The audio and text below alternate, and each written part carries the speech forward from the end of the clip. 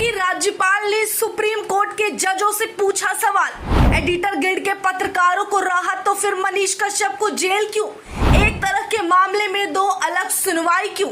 बिहार के गवर्नर ने इस भेदभाव पर जताई आपत्ति। बीते दिनों सुप्रीम कोर्ट की तरफ से मणिपुर हिंसा में दो समुदायों के बीच कथित तौर पर हिंसा भड़काने और फेक न्यूज फैलाने वाले एडिटर्स गिल्ड के 4 पत्रकारों को राहत दे दी जाती है। लेकिन वहीं जब ऐसा मामला मनीष कश्यप की केस में आता है तो सुप्रीम कोर्ट की तरफ से मनीष कश्यप की केस को हाई कोर्ट में भेज दिया जाता है। बिहार का बेटा कई दिनों से जेल में बंद है और बिहार के उस बेटे के लिए आवाम से लेकर कई लोगों ने उनके लिए आवाज उठाई। लेकिन हाल ही में किया गया सवाल अब मनीष कश्यप के लिए आने वाले समय में बेहतर साबित हो सकता है, क्योंकि ये सवाल किसी और ने नहीं बल्कि खुद बिहार के गवर्नर ने उठाई है।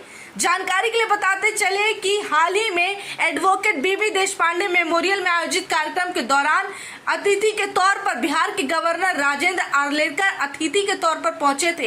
तभी उन्होंने वहां बैठे लोगों से एक ऐसी बात कही जिस पर हर किसी को गौर फरमाना चाहिए। साथ ही बताते चले कि उस कार्यक्रम में केवल साधारण लोग या नामचीन हस्ती ही नहीं बल्कि सुप्रीम कोर्ट के जज भी मौजूद थे।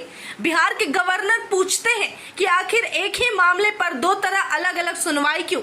वह इस मुद्दे पर अपनी बात रखते हैं जहां बीते दिनों सुप्रीम कोर्ट ने मणिपुर हिंसा मामले में पत्रकारों को राहत दे दी है। बिहार के गवर्नर राजेंद्र आर्लेकर कहते हैं कोर्ट ने मनीष कश्यप को फेक न्यूज फैलाने के लिए उसे सजा दी है, लेकिन एडिटर गिल्ड को इस मामले में राहत क्यों दे दी?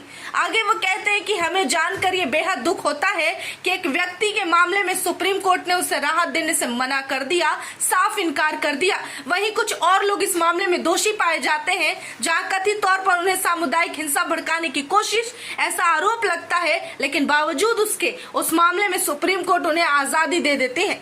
आगे वो कहते हैं कि ये भेदभाव मनीष कश्यप के मामले में हुआ है, जिन पर यह आरोप लगा कि उन्होंने फेक न्यूज फैलाया और पब्लिश किया है, जबकि मणिपुर हिंसा में वैसा ही फेक न्यूज फैलाने का मामला एडिटर गिल्ड के कुछ पत्रकारों पर आरोप के रूप में लगा, लेकिन उन्हें सुप्रीम कोर्ट की तरफ से माफी मिली है। आगे वो कहते हैं कि मुझे लगता है सुप्रीम कोर्ट का ह्यूमन वैल्यूज, फंडामेंटल वैल्यूज और नॉन फंडामेंटल ड्यूटीज और राइट्स यानी कि अधिकार और मौलिक अधिकारों पर भी ज्यादा बेहतर तरीके से ध्यान देने की जरूरत है।